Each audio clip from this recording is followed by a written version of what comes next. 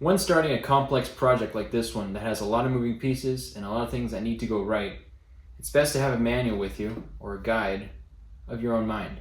So I went ahead and I've created a Mark II construction manual, aka the dual long tail mud motor with 5 phases. So if we go to my table of contents that I made, I divided this project up into 5 phases.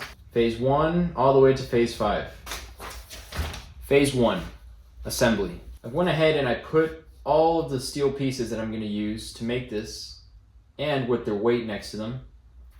That way it's easier to calculate the weight that I'm going to be putting on the transom of the boat. So I've got 2 engine bases, 2 U-bars, 1 transom bracket, obviously because this needs to pivot on 1 bracket. I've got 1 flat bar that's 30 inches long. So some of these pieces I purchased from Swamp Runner, stock pieces. And some of these pieces I had to go to a local steel shop to find the correct size and cut.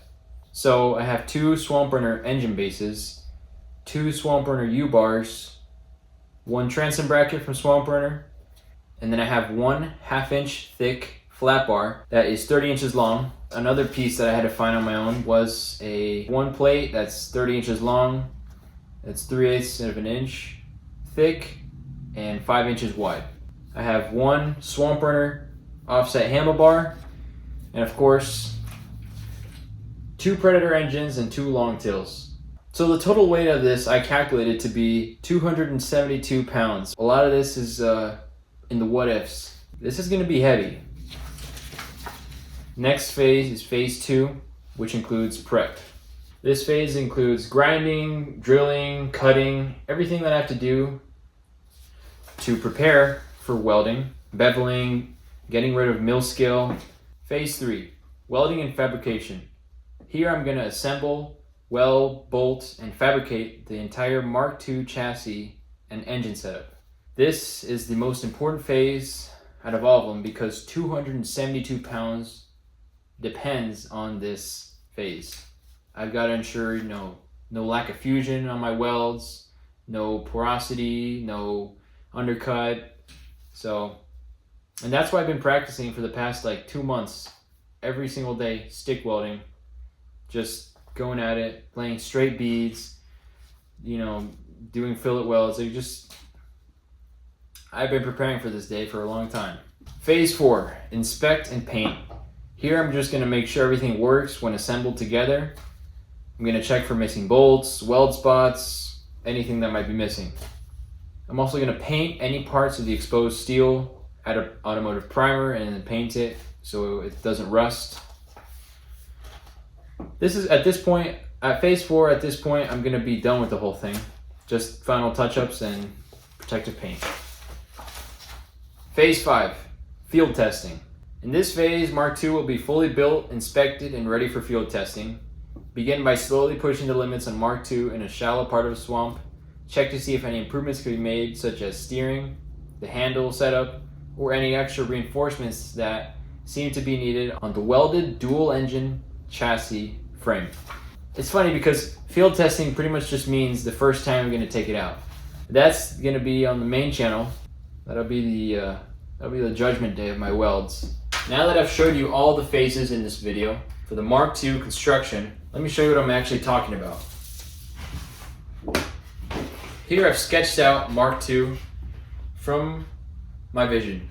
I've got the transom of the boat here, the 2 engines, behind them the longtails. So both of these engines are sitting on a U-bar, right? It's basically like a flat bar with a bend at the end, and they're lifted up. So this is what allows them to tilt up and down.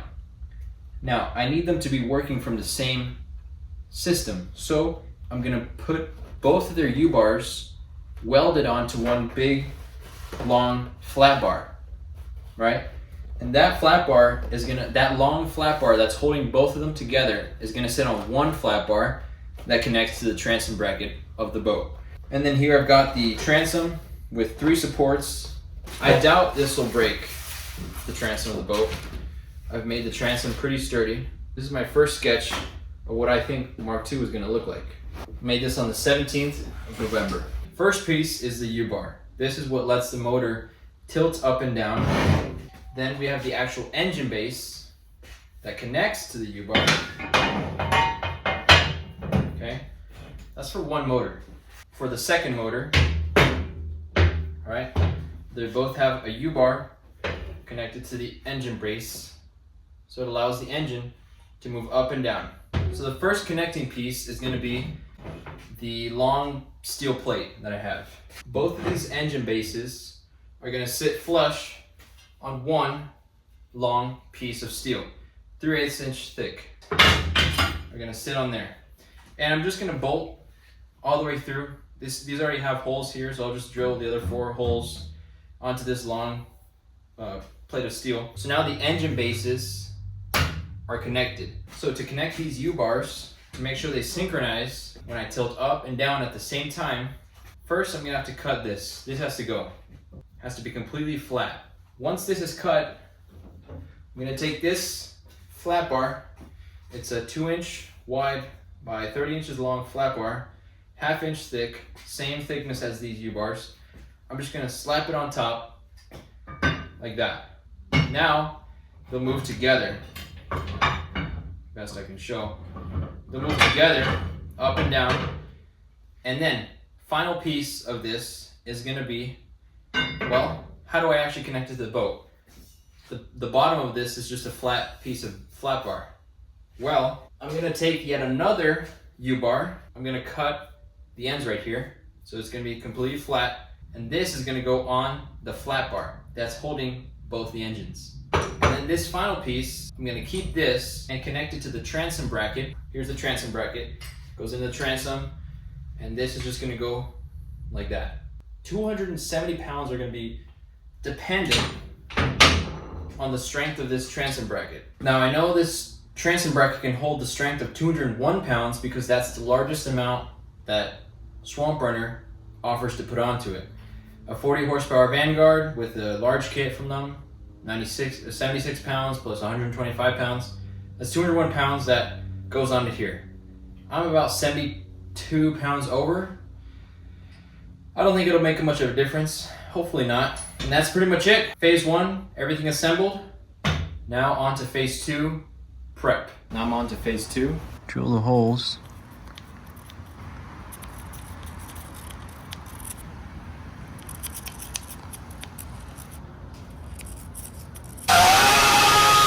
Next up, what we gotta do is cut off these bars sticking out from these U-bars that the motors are gonna sit on. So I've got 2 of them, and I'm gonna cut both of these bars off, sticking out. So make sure it's all flat. That way these can sit on a flat bar like that, connected. So we're gonna go ahead and use the angle grinder, cut them off, and then we'll move on to the next step.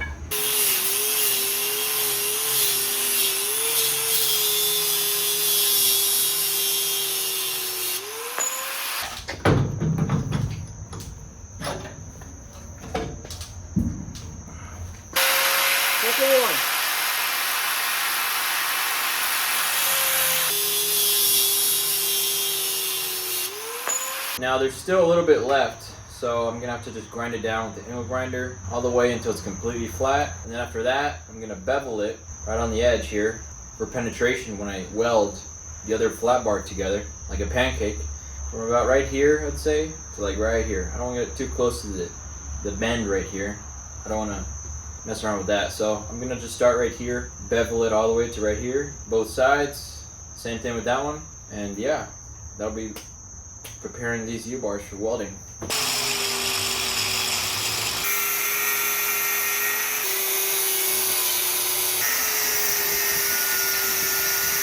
It's almost there, just a little more, and we almost got it completely flat. So far, nothing bad has happened.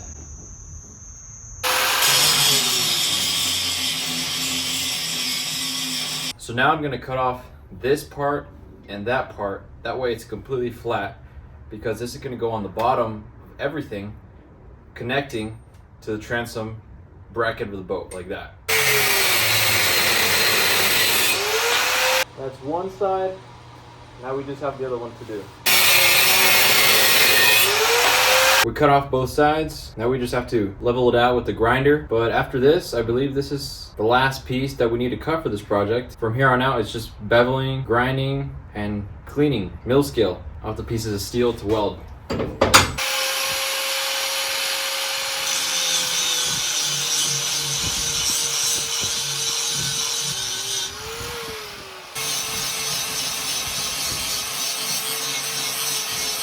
So I went ahead and I laid out all the pieces I'm gonna weld in here. So this is where it's gonna connect to the boat. 2 engines are gonna sit on these gimbal brackets. I marked where I have to bevel it for penetration. So right here, right there, also right here, another one right there, and the same thing on the other side. So I think it's gonna have plenty of penetration. Just gonna use 7018 1/8 inch rods. The reason I stopped this line right here instead of going further here is because I didn't want to bevel it too close to this bend right here. I want this to be as strong as it comes from the factory. I'm also planning on doing a lap joint right here, a lap joint weld right there. Same thing on the other side. It's perfectly aligned, perfectly centered, so that's definitely really important. You're probably wondering, what is that? That is something I did, so I call it Project Transom Reinforcement, because I'm gonna need it. This whole thing is gonna weigh about 270 pounds. So found myself some piece of steel and I basically did this. Anything is gonna break, just not the transom. It's got like 3 elbows and the one in the middle, it's pure steel. That's strong as hell. That is my first ever multi-pass fillet weld all the way out. Don't mind the porosity. It's strong. It's strong. I'll just leave it at that. It's not gonna break. On each weld, I would say it was like about 95% good. Some porosity here and there every once in a while, but the majority they're good welds. Also, that's my first ever time doing that. So here is the entire assembly. So I'm gonna do an edge joint right there, right here, here. I'm also gonna preheat it to about 150 degrees with a propane torch to avoid cracking. So we're gonna do that. But yeah, everything's pretty much ready. Everything's pretty much in place. Just gonna tack everything, preheat it, and then tack everything into place. And then yeah, that's pretty much it.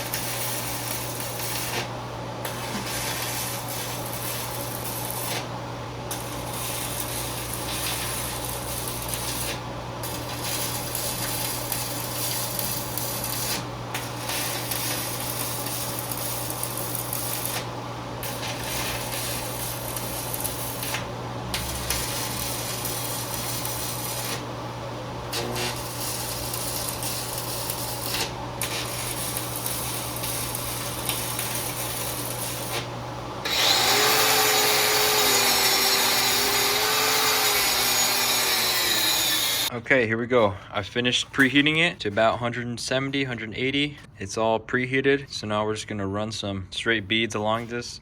I'm running a running a 1/8 rod 7018 at 150 amps. I think that'll be sufficient for some good penetration. We're gonna want all the penetration we can get. This is gonna be holding 270 pounds plus gas.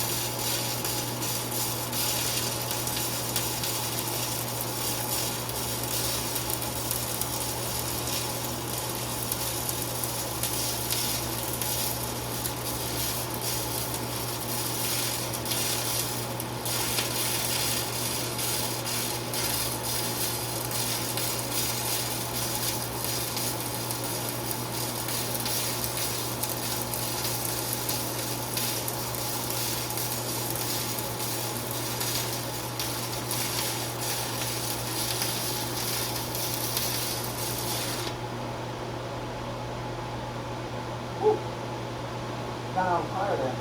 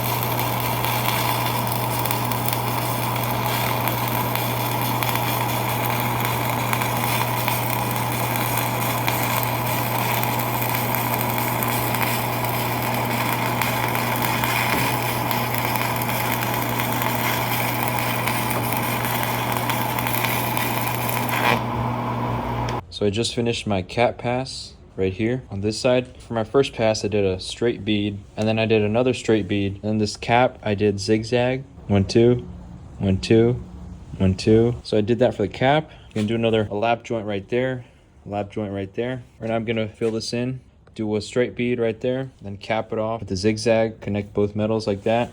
Yeah, I'm running 150 amps, full penetration. Just preheating, since it's cold out here.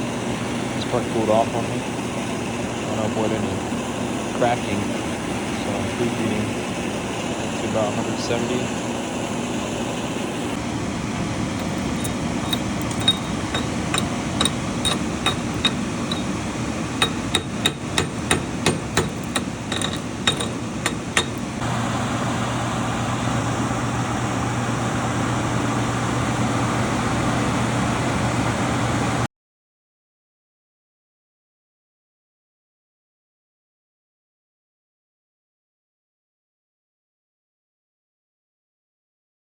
To make sure they accelerate at the same time, basically copied what already was there. I just drilled another hole on top. They move together. Just 2 accelerator cables separate to each singular motor. So now when I accelerate, both of these guys move at the same time.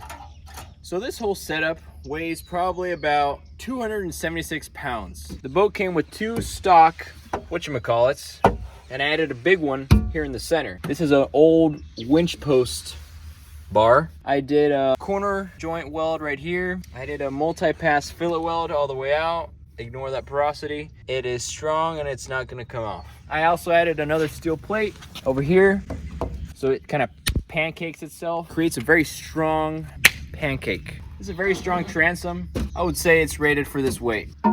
It'll hold. Today is the judgment day of my welds. Right here, probably about 7 pounds of 7018 1/8 inch electrodes all throughout here.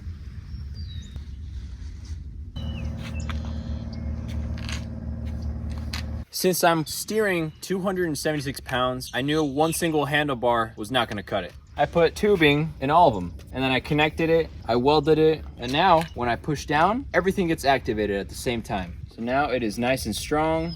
Nothing twists, nothing bends. Because before, the motors would want to twist since I only had one handlebar. But now since all together activated, it's stronger. I love steel. Yeah, it's strong. It'll hold. Quality welds right there. Some nice 7018. So you're probably asking yourself, is the transom reinforcement going to hold? Is the transom itself going to hold? Are these welds right here on the frame going to hold? And to be honest, I'm asking myself the same question.